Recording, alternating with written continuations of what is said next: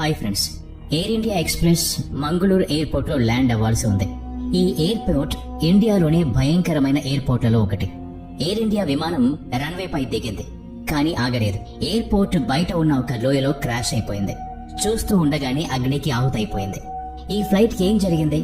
Flight ను ఎందుకు ఆపలేకపోయారు? ఎంతో అడ్వాన్స్డ్ టెక్నాలజీ ఉన్నా కూడా ఇలాంటి సంఘటన ఎందుకు జరిగిందో ఈ రోజు ఈ వీడియోలో తెలుసుకుందాం. అందుకని ఈ వీడియోని ఎక్కడా స్కిప్ చేయకుండా పూర్తిగా చూడండి. మరింకెందుకు ఆలస్యం, let's start today's episode. 2 May 2010 Dubai. Weather condition clear గా ఉంది. వర్షం పడే సూచన లేదు. బోయింగ్ 737-800 మోడల్ ఒక ఫ్లైట్ ఎయిర్ ఇండియా 812 లో 166 మంది ప్రయాణికులున్నారు. అందులో 23 మంది పిల్లలు, 6 క్రూ మెంబర్స్ ఉన్నారు. ఇది సముద్రాన్ని దాటుకుని ఇండియాలోని మంగళూరుకు వచ్చింది. ఎత్తైన పర్వతాల్ని దాటుకుని ఈ ఫ్లైట్ మంగళూరు ఎయిర్పోర్ట్ వైపు వెళ్లసాగింది. ఈ ఎయిర్పోర్ట్ చుట్టూ పర్వతాలు ఉన్నందున ఇక్కడ ఫ్లైట్ ని ల్యాండ్ చేయడం చాలా కష్టం. అందుకని ఇక్కడ టేక్ ఆఫ్, ల్యాండింగ్ చేయడానికి పైలట్స్ కి ప్రత్యేక ట్రైనింగ్ ఇస్తారు. అనుమతి లేని వాళ్లను ఇక్కడ టేక్ ఆఫ్, ల్యాండింగ్ చేయడాన్ని అనుమతించారు. కానీ ఫ్లైట్ 812 గురించి భయపడాల్సిన అవసరం లేదు. ఎందుకంటే ఈ ఫ్లైట్ ని కెప్టెన్ గ్లూసికా, ఫస్ట్ ఆఫీసర్ హర్విందర్ సింగ్ నడుపుతూ ఉన్నారు. వీళ్ళిద్దరూ మంచి అనుభవం కలిగి ఉన్నవారు. అలాగే ఈ కెప్టెన్ ఈ ఎయిర్పోర్ట్ లో ఎన్నో టేక్ ఆఫ్స్, ల్యాండింగ్స్ చేసి ఉన్నాడు. 5 గంటల 27 నిమిషాలు. వాతావరణం మామూలుగానే ఉంది. ఏటీసీ రన్వే 24 మీద ల్యాండ్ చేయమని చెప్పారు. కెప్టెన్ తన గ్లైడ్ స్లోప్ ని మెయింటైన్ చేస్తున్నాడు. సాధారణంగా రన్వే సెంటర్ నుంచి 2.8 మరియు 3.5 డిగ్రీస్ మధ్య ఉన్న యాంగిల్ ని గ్లైడ్ స్లోప్ అంటారు. దీన్ని మీరు ఈ గ్రీన్ కలర్ లో చూడొచ్చు. ఫ్లైట్ ని గ్లైడ్ స్లోప్ లో ఉంచి ల్యాండ్ చేస్తారు. అప్పుడే ఫ్లైట్ రన్వే స్టార్టింగ్ పాయింట్ లో ల్యాండ్ చేయొచ్చు. ఒకవేళ ఫ్లైట్ గ్రీన్ కలర్ పైనుంచి వస్తే అప్పుడు ఫ్లైట్ రన్వే నుండి చాలా ముందుకు వెళ్లి ల్యాండ్ అవుతుంది. ఎయిర్ ఇండియా 812 కూడా తన గ్లైడ్ స్లోప్ కంటే చాలా ఎక్కువ పై నుండి ఎగురుతూ ఉంది. ఇది దాని ప్రమాదానికి మొదటి సూచన. ఏటీసీ ఫస్ట్ ఆఫీసర్ తో మీ ఫ్లైట్ గ్లైడ్ స్లోప్ కంటే పైన ఉందని చెప్పింది. ఎప్పుడైనా ఫ్లైట్ తన ప్రొఫైల్ ని మెయింటైన్ చేయలేనప్పుడు తన దారిలో 1000 అడుగుల పైనే ఉండాల్సి వస్తుంది. అలాంటప్పుడు పైలట్ ఎయిర్పోర్ట్ చుట్టూ ఒకసారి తిరిగి వస్తాడు. అప్పటి వరకు ఫ్లైట్ ఆల్టిట్యూడ్ కూడా తగ్గిపోతుంది. ఆ తర్వాత తన గ్లైడ్ స్లోప్ ని మెయింటైన్ చేస్తూ సురక్షితంగా ల్యాండ్ చేస్తాడు. ఇక ఎయిర్ ఇండియా 812 కూడా తన గ్లైడ్ స్లోప్ కంటే చాలా పైన ఉంది. అందుకని ఫ్లైట్ కూడా ఎయిర్పోర్ట్ చుట్టూ ఒకసారి తిరిగి రావాల్సి ఉంది.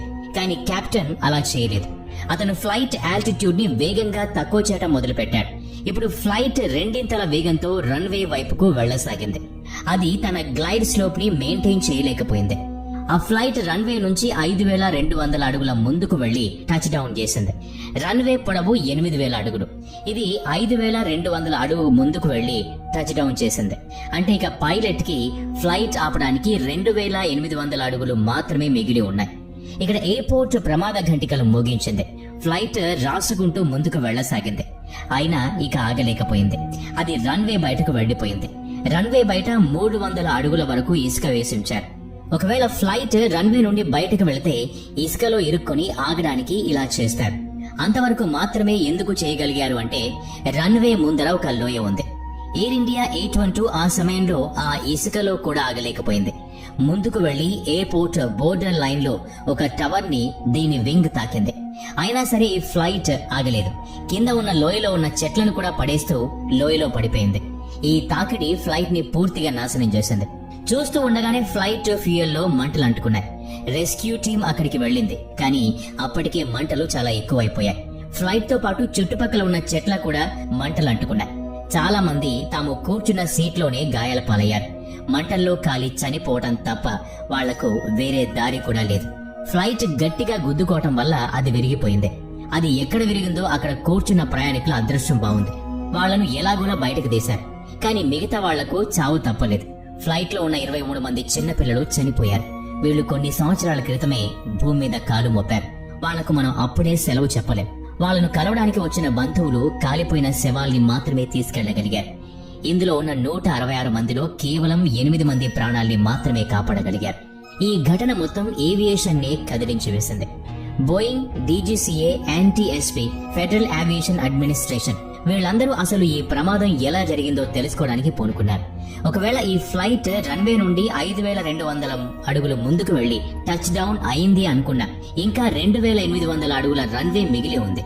బోయింగ్ 737 లో ఉన్న అడ్వాన్స్డ్ బ్రేకింగ్ సిస్టమ్ ద్వారా ఈ చిన్న రన్వే మీద సులభంగా ల్యాండ్ అవ్వగలదు.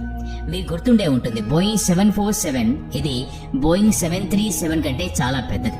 ఇది ఒకసారి పొరపాటున Chennai Indian air force base లో ల్యాండ్ అయింది. ఆ సమయంలో ఫ్లైట్ లోని వారు చనిపోవడం కాదు కదా, కనీసం గాయాల పాలు కూడా కాలేదు. బోయింగ్ 747 తో పోల్చితే బోయింగ్ 737 చాలా చిన్నదనే చెప్పాలి. దీన్ని 2800 అడుగుల రన్వే మీద కూడా ఆపొచ్చు. అయితే ఈ ప్రమాదం ఎందుకు జరిగింది? దీని బ్రేక్స్ ఎందుకు పనిచేయలేదు?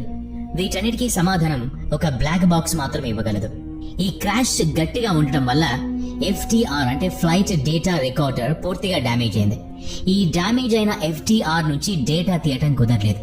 ఇక చివరికి మిగిలింది CVR అంటే కాక్పిట్ వాయిస్ రికార్డర్.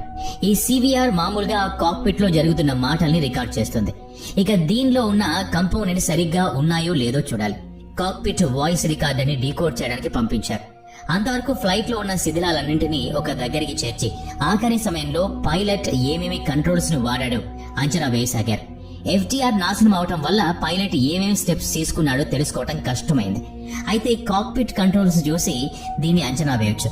కాక్పిట్ ని పూర్తిగా పరిశీలించిన తర్వాత తెలిసింది ఏంటి అంటే ల్యాండింగ్ గేర్ డౌన్ లో ఫ్లాప్స్ 40 ఉన్నాయి. బ్రేక్స్ కూడా అప్లై చేశారు. అన్ని సరిగ్గానే ఉన్నాయి. కానీ ఒక్క విషయం మాత్రం అర్థం కాలేదు. అది థ్రస్ట్ లీవర్. ఇది ఫుల్ గా ఉంది. ఈ కంట్రోల్స్ అన్ని గమనించి ఫ్లైట్ కండిషన్ ను రీక్రియేట్ చేయడానికి ప్రయత్నిస్తే తెలిసింది ఏంటంటే ల్యాండింగ్ గేర్ డౌన్ లో ఉంది. ఇది ల్యాండింగ్ సమయంలో జరుగుతుంది.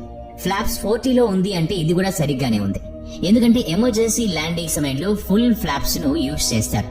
ఎందుకంటే వింగ్స్ వెడల్పై డ్రాగ్ లెవెల్ ఎక్కువై ఫ్లైట్ తొందరగా స్లో అవుతుంది. దీంతో పాటే స్పాయిలర్ కూడా యూజ్ చేశారు. ఇలా చేయటం వల్ల ఫ్లైట్ రన్వే మీద కూడా జంప్ అవ్వకుండా స్పాయిలర్ కాపాడుతుంది. ఇవే కాకుండా రివర్స్ థ్రస్ట్ ని కూడా వాడారు. ఇది సామాన్యంగా ఇంజిన్ గ్యాసెస్ ని ముందు వైపుకు మారుస్తుంది. దీనివల్ల ఫ్లైట్ స్లో డౌన్ అవుతూ ఉంటుంది. వీటితో పాటుగా పైలట్ బ్రేకింగ్ లెవెల్ 2 ని వాడారు. ఒకవేళ మీరు కాక్పిట్ లో బ్రేక్ పెడల్ చూస్తే ఇక్కడ 6 ఆప్షన్స్ కనబడతాయి.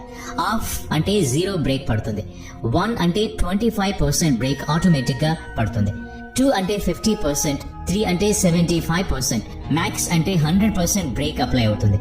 Air India pilot break level ను 2 లో ఉంచాడు. అంటే ఆటోమేటిక్ బ్రేక్ 50% అప్లై అవుతుంది. ఇది అంచనా ప్రకారం సరైన నిర్ణయమే. కానీ ప్రాబ్లం ఇక్కడ ఒకటే ఉంది. అది థ్రస్ట్ లివర్ ఫుల్ గా పెట్టాడు. ఈ లివర్ కార్ యాక్సిలేటర్ లాంటిది. అందుకని ల్యాండింగ్ సమయంలో దీన్ని డౌన్ చేస్తారు. దీనివల్ల ఇంజన్ ఎక్కువ పవర్ ని ప్రొడ్యూస్ చేయకుండా ఉంటుంది. Air India thrust liver full గా ఉంది. మీకు అర్థమయ్యేలా చెప్పాలంటే ఉదాహరణకు ఒక కార్ లో యాక్సిలేటర్ ని పూర్తిగా ప్రెస్ చేస్తే కార్ ఇంజన్ స్పీడ్ పెరుగుతుంది. కానీ యాక్సిలేటర్ తో పాటు బ్రేక్ ను కూడా ప్రెస్ చేస్తే కార్ స్పీడ్ పెరగదు. ఇక్కడ ఎయిర్ ఇండియా పైలట్ కూడా అలాగే చేశాడు. కానీ ఎందుకు? దీనికి సమాధానం కాక్పిట్ వాయిస్ రికార్డర్ మాత్రమే ఇవ్వగలదు. ఏదైనా సాక్ష్యం దొరుకుతుందేమో అని ఇన్వెస్టిగేషన్ టీం కంట్రోల్ చేయడానికి ఉపయోగపడే ప్రతి చిన్న పార్ట్ ని టెస్ట్ చేయసాగారు. బ్రేకింగ్ కి సంబంధించిన చిన్న చిన్న పార్ట్స్ అన్నిటిని కూడా టెస్ట్ చేశారు. కొన్ని నెలల తర్వాత కాక్పిట్ వాయిస్ రికార్డర్ ఒక షాకింగ్ ఇన్ఫర్మేషన్ ని బయటపెట్టింది. ఎన్నో సంవత్సరాల కష్టం తర్వాత ఈ కేస్ ని సాల్వ్ చేయగలిగారు. కాక్పిట్ వాయిస్ రికార్డర్ ప్రకారం కెప్టెన్ గ్లూసిక మాక్సిమం సమయం ఫ్లైట్ లో పడుకునే ఉన్నారు. పడుకున్న శబ్దం తన మైక్రోఫోన్ లో క్లియర్ గా వినపడుతోంది. ఫ్లైట్ మంగళూరు ఏరియాలోకి వచ్చి ల్యాండింగ్ కి తయారవుతున్న సమయంలోనూ తాను పడుకునే ఉన్నాడు. ఫస్ట్ ఆఫీసర్ ఏటీసీ తో మాట్లాడుతూ అలాగే ఫ్లైట్ ని కూడా కంట్రోల్ చేస్తూ ఉన్నాడు. ఫ్లైట్ అప్పుడు దాదాపు 7000 అడుగులకు చేరుకుంది. అప్పటికే కెప్టెన్ పడుకొని 1:40 అవుతోంది.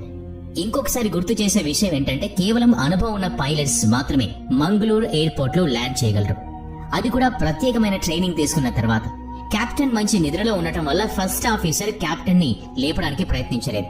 ఇక్కడ ఏటీసీ నుంచి ఒక కాల్ వచ్చింది. వాళ్ళు మీ ఫ్లైట్ గ్లైడ్ స్లోప్ కంటే చాలా పైన ఉందని చెప్పారు. అందుకని మీకు చెప్తున్నా ఉన్నారు. అందుకని ఫస్ట్ ఆఫీసర్ ఎయిర్పోర్ట్ ని ఒకసారి చుట్టి రావడానికి నిర్ణయం తీసుకున్నాడు. అది ఖచ్చితంగా మంచి నిర్ణయమే. ఇక్కడే కెప్టెన్ ఎంట్రీ జరిగింది. కెప్టెన్ నిద్రలో నుండి లేచి చూస్తే ఫ్లైట్ గ్లైడ్ స్లోప్ కంటే పైన ఉంది. తాను ఎయిర్పోర్ట్ చుట్టూ ఒకసారి చక్కర్లు కొట్టకుండా వేగంగా కిందకి తీసుకెళ్లసాగాడు. అప్పుడు first officer sir go around అని 3 సార్లు చెప్పాడు. కానీ కెప్టెన్ అప్పుడే గాఢ నిద్ర నుంచి లేచిన కారణంగా ఈ మాటలు వినపడలేదు. ఎవరైనా సరే అకస్మాత్తుగా నిద్ర నుండి లేస్తే పరిస్థితిని అర్థం చేసుకోవడానికి కొంచెం సమయం పడుతుంది. నిద్ర నుండి లేచిన వెంటనే సరైన నిర్ణయం తీసుకోలేరు.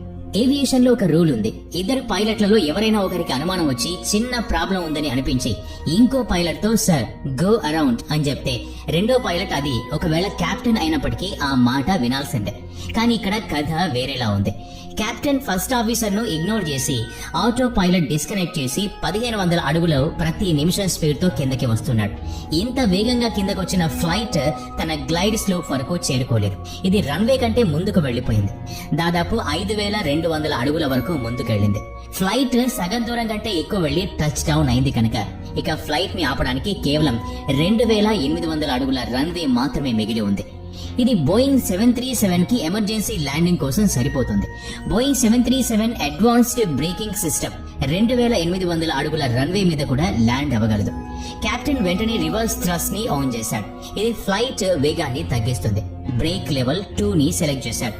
ఆ సమయంలో ఇలాంటి సిచ్యువేషన్ చూసి కెప్టెన్ కూడా పానిక్ అవ్వసాగాడు. తనకి తను చేసిన తప్పు తెలిసిందే. రన్వే చివర కూడా దగ్గరికి వచ్చేసింది. ఇప్పుడు ఇక్కడ కెప్టెన్ ఇంకో పెద్ద తప్పు చేశాడు. తన ఫ్లైట్ ల్యాండ్ అయిన తర్వాత గో అరౌండ్ డెసిషన్ తీసుకున్నాడు. థ్రస్ట్ లీవర్ ని పుల్ చేశాడు. ఇప్పుడు ఫ్లైట్ ఇంజన్ ఫ్లైట్ ని ముందుకు తీసుకెళ్ళడానికి ప్రయత్నిస్తుంటే ఆ ఫ్లైట్ బ్రేకింగ్ సిస్టమ్ ఫ్లైట్ ని ఆపడానికి ప్రయత్నిస్తోంది. కార్లో బ్రేక్ వేసి యాక్సిలరేటర్ ని ఇస్తూ దాంతో పాటు రివర్స్ గేర్ కూడా వేస్తే అప్పుడు ఆ కార్ పరిస్థితి ఎలా ఉంటుందో మీరే ఆలోచించండి. ఎయిర్ ఇండియా H-12 విషయంలో కూడా అలాంటిదే జరిగింది. బ్రేక్స్ వేసిన తర్వాత ఫ్లైట్ వేగం తగ్గుతూ వస్తోంది. కానీ చివరి నిమిషంలో కెప్టెన్ తన నిర్ణయం మార్చుకుని ఫ్లైట్ వేగాన్ని పెంచి తిరిగి టేక్ ఆఫ్ చేయాలని అనుకున్నాడు. కానీ బ్రేక్స్ అన్ని అప్లై అయిన కారణంగా అది తిరిగి టేక్ ఆఫ్ అయ్యేంత వేగాన్ని అందుకోలేదు. ఇక ఫ్లైట్ రన్వే కంటే ముందుకు వెళ్లిపోయింది. ఇంజిన్ అప్పుడు కూడా ఫుల్ పవర్ లో ఉంది. అందుకని ఇది 300 అడుగుల ఇసుకలో కూడా ఆగలేకపోయింది. ముందుకు వెళ్లి ఎయిర్పోర్ట్ లోని ఒక టవర్ కు వెంగి తాకింది. అప్పుడు కూడా దీని ఇంజిన్ ఆన్ అయ్యే ఉంది. అందుకని ఇది ఆగకుండా కింద ఉన్న లోయలో చెట్లను పడగొడుతూ క్రాష్ అయింది. క్రాష్ లో బతికి బయటపడ్డ వాళ్ళు చెప్పిన దాని ప్రకారం క్రాష్ అయిన తర్వాత కూడా ఇంజిన్ వేగంగా తిరుగుతూనే ఉంది.